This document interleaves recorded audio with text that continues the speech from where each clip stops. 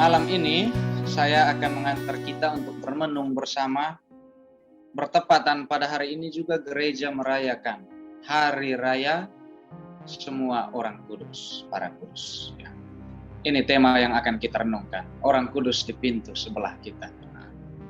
Ternyata ada pintu lain di sebelah sana dan mereka inilah yang akan menjadi teladan, akan menjadi tokoh yang akan kita jadikan panutan dalam mengimani Tuhan. Baik, seperti biasa di awal ini saya menyampaikan beberapa gagasan yang menjadi pokok bahasan kita sehingga refleksi kita malam ini lebih terarah dan terukur. Nanti bagian pengantar singkat kita akan lihat apa itu persekutuan para kudus, lalu siapa itu orang kudus, bagaimana orang-orang kudus itu menjadi kudus. Ternyata ada prosesnya. Lalu apa yang perlu kita teladani secara praktis? Dan nanti pada akhir kita akan melihat sebuah kesimpulan. Ini pokok bahasan kita. Kita lihat yang pertama. Apa itu persekutuan para kudus? Dalam syahadat para rasul, dalam kredo atau aku percaya yang selalu kita doakan setiap hari raya atau setiap misa hari Minggu itu, salah satu yang kita akui adalah aku percaya akan persekutuan para kudus. Persekutuan para kudus. Ini bagian dari kredo. Nah, dan dalam terminologi Katolik, dalam istilah Katolik, persekutuan para kudus ini ternyata terdiri dari tiga komunitas gereja. Yang pertama adalah gereja yang masih berziarah, gereja yang sedang dimurnikan, dan gereja yang percaya. Jadi kalau kita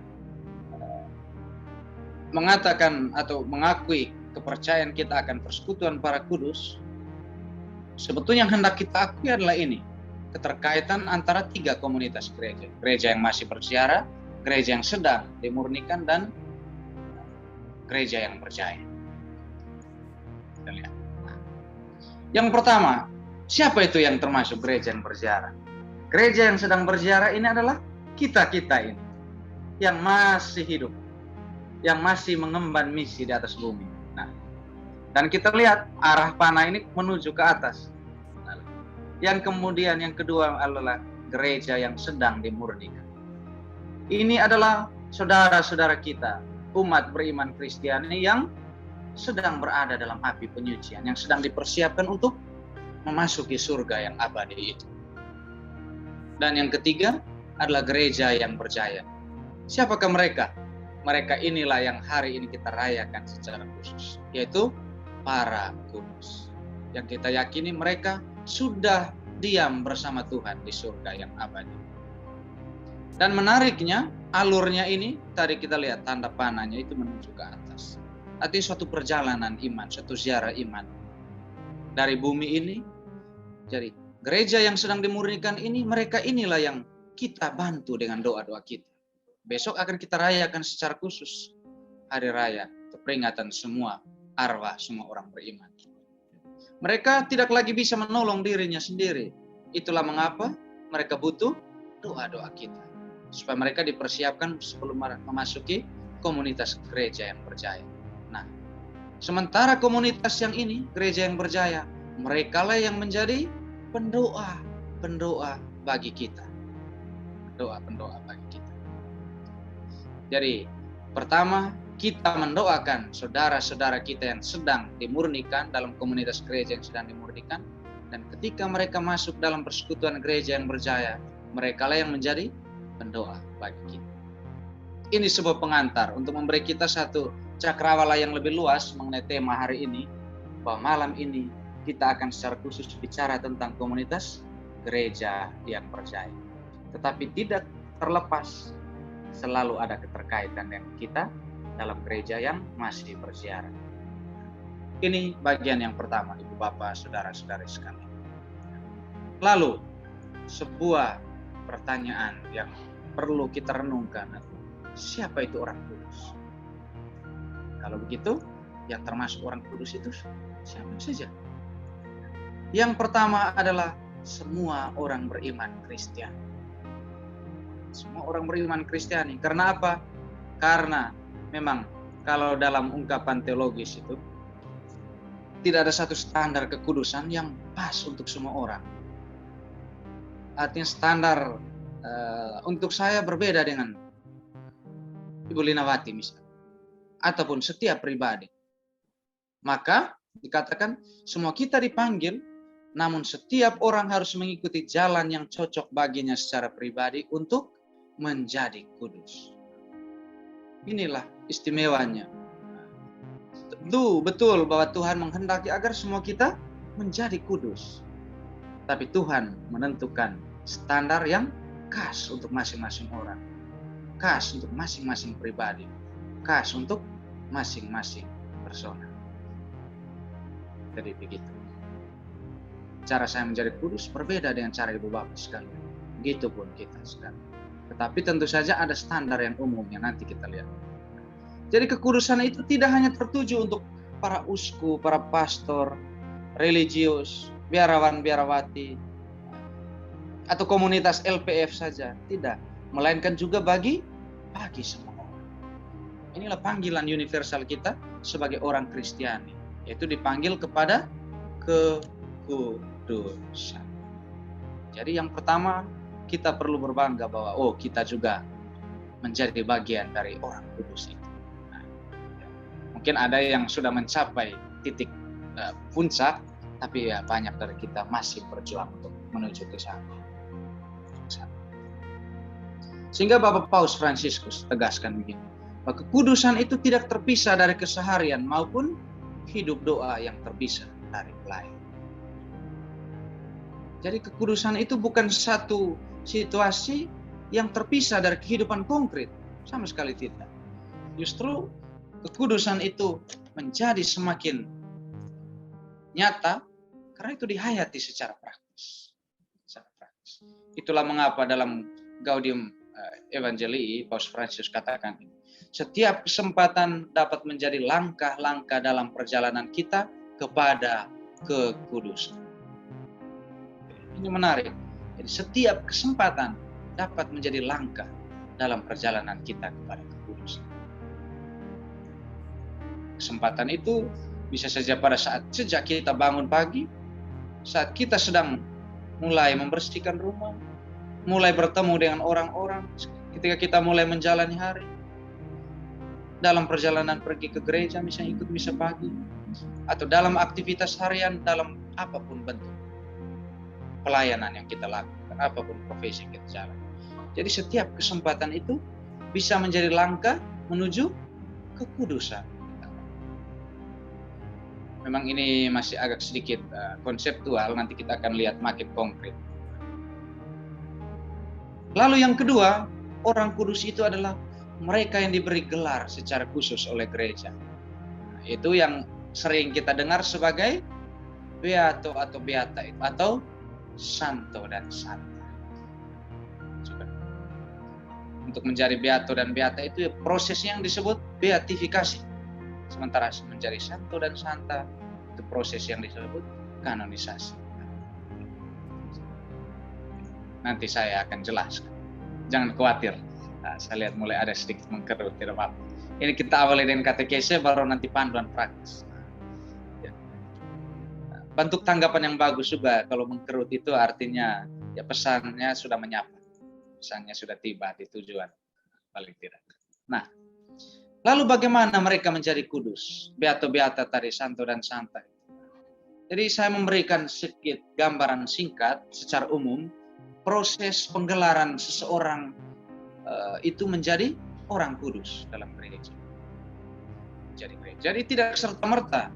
Misalnya saya bercita-cita menjadi santo santa, baik juga, tetapi dalam perjalanan itu ada proses yang sangat baku, sangat formal dan sangat terstruktur yang ditetapkan oleh gereja.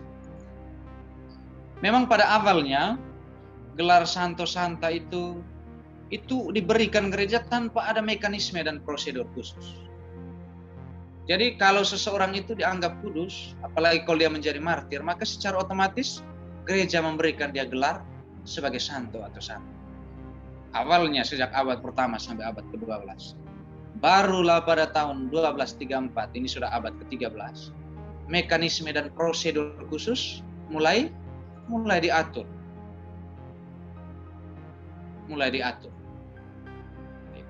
Sehingga kita akan lihat berikut, bagaimana saja proses sampai seorang itu nanti pada akhirnya mendapat gelar beato beata atau santo dan santa.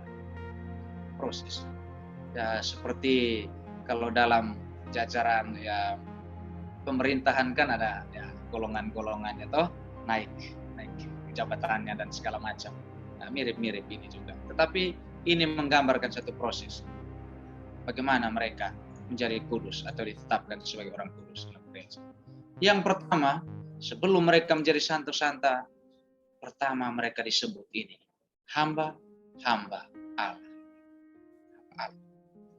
Jadi proses ini dimulai ketika uskup setempat. Ini mulai dari level keuskupan, Ibu Bapak sekalian, dari level keuskupan. Dan penyelidikan itu dibuka oleh uskup setempat. Para calon orang kudus itu mulai diselidiki kebajikan hidupnya. Dan tentu saja sebagai respon dari permohonan kaum beriman di gereja setempat. Sebagai tanggapan atas itu.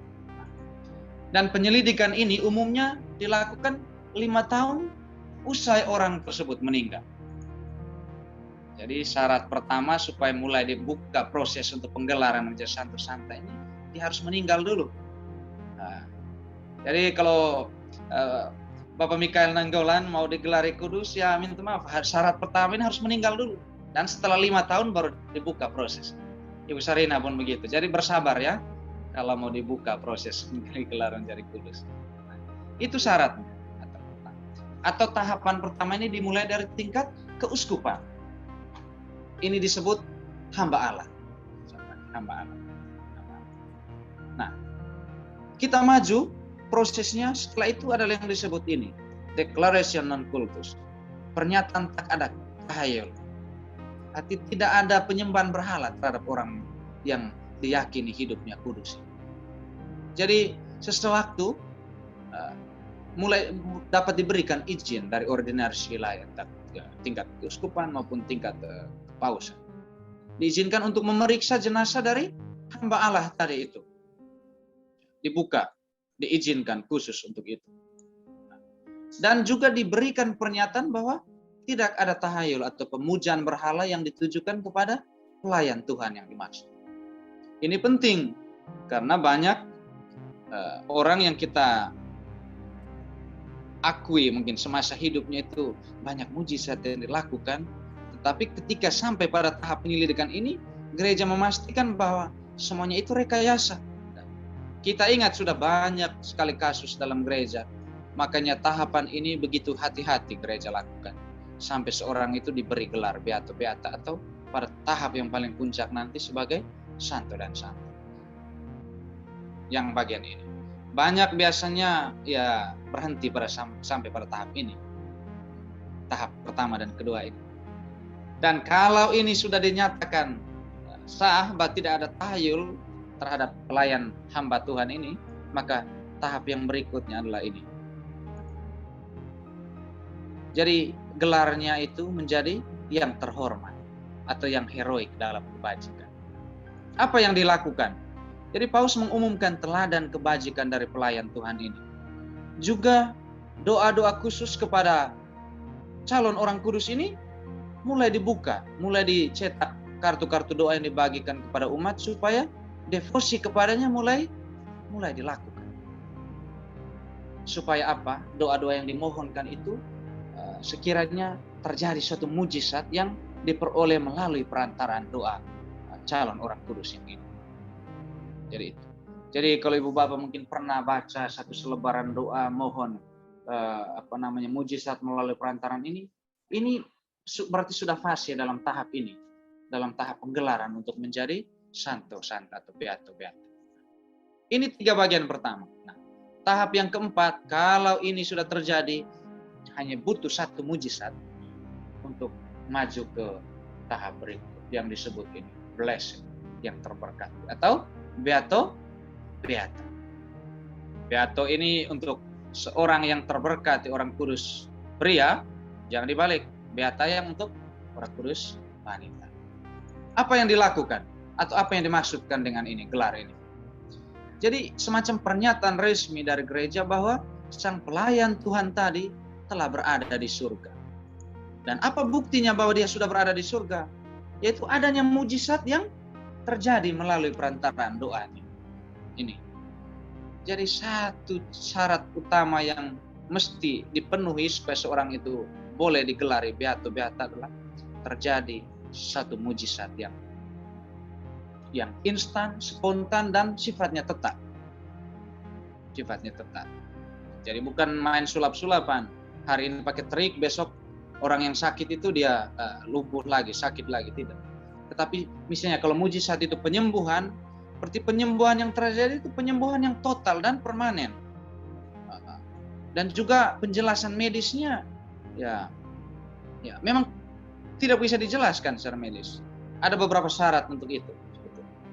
Dan sementara kalau seorang yang digelari beato beata itu dia adalah seorang martir, maka dia tidak butuh lagi mujizat. Dia langsung digelari beato beata. Mujizat tadi dibutuhkan hanya untuk calon beato beata yang non martir.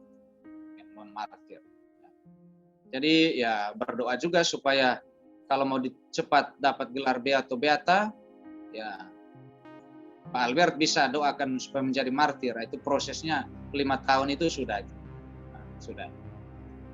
Dan yang berikut, tahapan yang paling terakhir atau gelar yang paling puncak adalah ini. Santo Santa, the saints. Santo Santa. Jadi ini untuk menjadi Santo Santa, kalau tadi sudah harus ada satu mujizat untuk menjadi beato beata, maka diperlukan satu lagi mujizat supaya seorang itu digelari Santo Santa. Jadi ini juga semacam satu pernyataan resmi dari gereja bahwa sang kudus itu, santo atau santa tersebut telah berada di surga. Dan buktinya lagi-lagi melalui mujizat, melalui jawaban doa, melalui perantaraan mereka. Jadi ketika tahapan ini sudah selesai, maka mulailah nama santo-santo tersebut ditentukan pestanya dan mulai dirayakan, mulai ditetapkan tanggal. Nah, misalnya Santa Teresa Avila, Santa Teresa dari Yesus itu pestanya setiap tanggal 15 Oktober. Jadi tanggal itu ditetapkan kapan? Sejak Santa Teresa digelari menjadi santa, menjadi orang kudus. Begitupun para kudus yang lain yang setiap hari dalam kalender liturgi itu kita rayakan atau kita peringati. Jadi ini kurang lebih ada 5 tahapan umum bagaimana seseorang itu sampai mendapat gelar kudus. Kurang lebih. Ini sekiranya ini menambah pemahaman dan gagasan kita sehingga nanti dalam permenungan selanjutnya kita benar-benar terbantu dengan suatu gambaran atau cakrawala berpikir yang lebih utuh. Lalu yang paling penting untuk kita supaya tidak sekedar pengetahuan yang kita dapatkan tetapi juga suatu penghayatan konkret. Apa yang perlu kita teladani secara praktis dari orang-orang kudus tadi, dari para kudus di pintu sebelah kita ini. Yang pertama kurang lebih saya merumuskan bahwa yang dapat kita teladani dari mereka yang pertama adalah cara mereka mencintai Tuhan. Yang perlu kita teladani adalah cara mereka mencintai. Jadi yang orang kudus itu lakukan semasa mereka hidup ini mendalami firman Tuhan. Ada terjadi semacam satu percakapan terus-menerus dengan Allah dan meditasi yang terus-menerus mengenai firman. Jadi baca kitab suci. Ini juga yang para kudus lakukan. Kalau kita membaca riwayat orang-orang kudus itu, hampir semuanya memang ada perikop tertentu yang menjadi inspirasi, menjadi panduan, menjadi standar, menjadi pedoman hidup mereka. Ini juga yang perlu kita teladani. Cara kita mencintai Tuhan adalah juga membaca kitab suci. Baca kitab suci. Dan berdoa. Sehingga dikatakan, ketika kita berdoa itu, yang terjadi lagi kita bicara kepada Allah. Dan juga melalui meditasi. Dan ketika meditasi, yang terjadi adalah sebaliknya. Allah yang berbicara kepada kita. Jadi, cara orang-orang kudus mencintai Tuhan ini melalui dua aktivitas ini. Pendalaman firman, melalui doa dan meditasi. Doa dan meditasi. Jadi sebetulnya kalau kita melihat untuk mencari kudus itu ternyata tidak sulit-sulit amat. Tuhan tidak pernah menetapkan syarat yang tidak mungkin untuk kita lakukan. Hanya saja ada satu tegangan, ada tarik-menarik antara kehendak yang baik itu dengan keinginan-keinginan duniawi, keinginan-keinginan tadi. Salah satu motivasi kita berkumpul malam ini adalah untuk ini, supaya kita tetap berada pada jalur yang Tuhan kehendaki menuju kekudusan tadi. Jadi hanya melalui doa dan meditasi. Inilah yang dilakukan para kudus. Inilah juga yang perlu kita teladani dari mereka, yaitu cara mereka mencintai Tuhan. Meneladani cara mereka mencintai Tuhan. Ketika berdoa, kita bicara kepada Tuhan. Dan ketika kita merenungkan firman Tuhan, kita mendengar Tuhan berbicara kepada kita. Jadi mungkin kita sudah berdoa dengan baik, tapi kita jangan lupa, Tuhan pun ingin didengar. Tidak hanya kita yang menuntut Tuhan mendengar kita dengan permohonan-permohonan kita yang tiada henti-hentinya ini. Tapi juga kita mesti menyediakan waktu khusus supaya bisa mendengarkan Tuhan melalui meditasi, melalui permenungan firman. Ini yang pertama yang perlu kita teladani dari para kudus ini, yaitu cara mereka mencintai Tuhan. Dan yang kedua adalah kita perlu teladani dari mereka cara mereka mengasihi sesama. Karena keseluruhan kitab suci Tuhan Yesus sudah katakan hanya dua saja hukum yang paling utama sebetulnya. Mengasihi Allah dan mengasihi sesama. Nah, kedua hal ini pula yang secara konkret para kudus hidupi. Dan juga yang bisa secara praktis kita teladani. Yang kedua, cara mereka mengasihi. Jadi kasih kepada sesama, inilah wujud nyata dari kehidupan doa. Makanya dikatakan secara rohani itu, semakin rohani seseorang itu mestinya dia juga semakin sosial. Semakin peduli dengan orang lain. Semakin membuka diri. Semakin menemukan bahwa banyak orang yang butuh uluran tangan kita. Itu doa yang sungguh berbuah. Semakin rohani seseorang juga mestinya semakin sosial dia. Jadi tanda kita untuk mengukur sejauh mana kedewasaan rohani atau sejauh mana doa kita itu berbuah, kita ukur apakah justru kita semakin hanya peduli dengan kepentingan sendiri saja, ataukah juga kita peduli dengan kepentingan orang lain. Jadi hubungan atau relasi itu memang menjadi hal yang paling mendasar dalam kehidupan. Ini bentuk konkret dari mengasihi sesama. Maka hubungan itu mestinya mendapatkan perhatian yang paling utama. Mestinya mendapat perhatian paling utama. Karena pada akhirnya, seperti kata Santo Yohanes dari Salib itu, di senja hidup kita akan diuji dalam cinta. Kita diuji dalam cinta. Kita diuji berdasarkan apa perbuatan kasih yang kita lakukan terhadap sesama. Dan ketika biasanya, kalau jadwal kita itu sudah mulai padat, banyak agenda yang harus kita lakukan, biasanya kita mulai menyaring kegiatan atau waktu khusus yang berkaitan dengan membangun suatu hubungan. Misalnya waktu bersama keluarga, waktu bersama orang terdekat kita. Dan kita mulai mengurangi pemberian waktu dan perhatian itu demi agenda-agenda lain. Sebetulnya kalau mau kita secara jujur, inilah kesalahan yang sering kita buat. Kita cenderung memadatkan agenda atau mulai menyaring kegiatan-kegiatan yang kita lakukan. Justru yang kita buang, yang kita keluarkan dari agenda itu adalah sebetulnya jadwal-jadwal kegiatan yang mengharuskan kita berjumpa dengan orang. Untuk berkumpul, untuk berbagi sukacita, berbagi pengetahuan, berbagi pengalaman, dan sebagainya. Supaya lebih konkret mungkin perlu beri contoh. Misalnya dalam beberapa hal itu, dalam satu hari kita ada agenda untuk mungkin ini ke tempat gym, tempat olahraga, untuk pergi shopping, untuk pergi rekreasi, untuk kemana lagi dan segala macam. Padahal Ada juga janji bersama untuk kita janji makan siang dengan keluarga.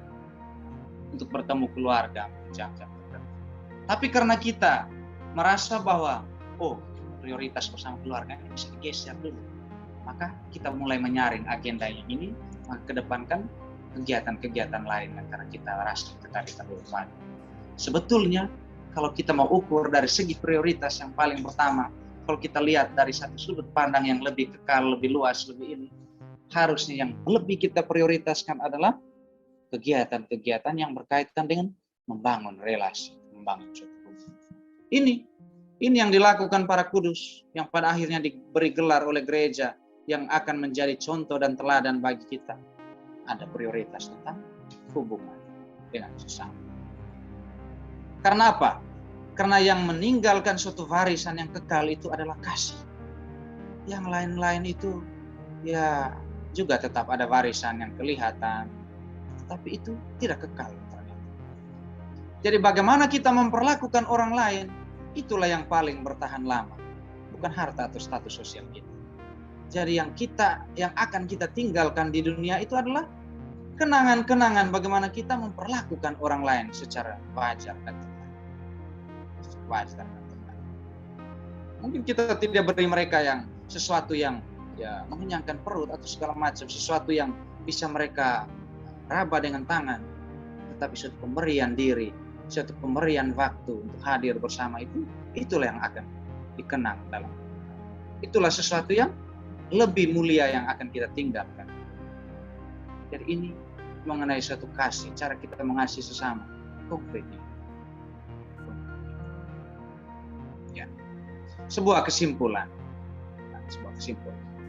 Jadi Tuhan itu telah memilih kita masing-masing. Supaya apa? Supaya kita kudus dan tak bercacat dalam kasih di hadapan. Ini yang pertama. Ini panggilan mendasar kita sejak kita mulai dibaptis itu. Adalah ini. Panggilan supaya kita hidup kudus di hadapan Allah. Tetapi kabar gembiranya, kita justru dipanggil untuk menjadi anggota gereja. Pertama-tama bukan karena kita sudah kudus. Saya sangat yakin kalau semua kita sudah kudus ini, maka tidak ada gereja. Gereja ada untuk mengumpulkan orang-orang yang Tuhan akan kuduskan. Kita ini adalah orang-orang yang Tuhan kumpulkan supaya disembuhkan. Kita ini digabungkan dalam komunitas gereja ini supaya kita dipulihkan, supaya kita diselamatkan. Jadi syarat pertama menjadi anggota gereja itu tidak sempurnaan kita, tidak patutan kita. Supaya apa? Supaya Tuhan menyatakan kekuatan, menyatakan kasih-Nya dalam kelemahan-kelemahan kita. Ini yang pertama. Jadi, ada yang menerima rahmat untuk hidup dalam kekudusan secara luar biasa dan khusus, tetapi juga ada kemungkinan untuk hidup sederhana melalui dan dalam gerak-gerik sederhana setiap hari. Apa maksud? Jadi ada yang memang dikaruniai oleh Tuhan untuk menjadi kudus lewat jalan yang luar biasa. Misalnya menjadi martir, menjadi tokoh umat yang luar biasa mengagumkan, ajaran-ajaran yang luar biasa, bergema yang diwariskan dan segala macam. Atau tadi yang paling heroik adalah melalui jalan ke martir. Jadi ada rahmat untuk hidup kudus melalui cara-cara yang luar biasa dan khusus itu. Tetapi juga berita gembiranya bagi kita, ternyata juga ada kemungkinan untuk menjadi kudus itu melalui jalan sederhana, melalui pola hidup kita setiap hari. Ini berita yang menggembirakan, bahwa ternyata masih ada kemungkinan untuk saya, ada kemungkinan untuk ibu bapak, saudara-saudari sekalian untuk juga menjadi kudus dan berkenan di hadapan Tuhan. Saya mengutip satu cerita yang ditulis Bapak Paus Fransiskus dalam dokumen Gaudium Evangelii. Dikatakan ini. Jadi ada seorang perempuan yang pergi berbelanja. Dia bertemu dengan tetangganya dan mereka mulai berbincang. Namun kemudian mulailah mereka menggunjing, bicarakan tentang orang lain. Saya tidak tahu ini menjadi kebiasaan kita juga atau tidak. Tetapi dalam hatinya wanita itu dia mulai berkata, tidak, saya tidak mau membicarakan keburukan orang lain. Ketika muncul kesadaran ini, sebetulnya ini adalah satu langkah yang paling sederhana yang bisa juga kita lakukan untuk sampai kepada kekudusan. Jadi ternyata langkah-langkahnya sangat mungkin untuk kita lakukan, sangat mungkin untuk kita praktikkan, sangat mungkin untuk kita hayati. Kalaupun banyak orang kudus menerima rahmat yang luar biasa melalui jalan yang luar biasa dan khusus, mungkin kita pun bisa mencapai itu melalui jalan sederhana yang kita lakukan setiap hari. Sehingga pada akhirnya Tuhan katakan, karena itu haruslah kamu sempurna sama seperti Bapamu yang di surga adalah sempurna. Matius bab 5 ayat 48.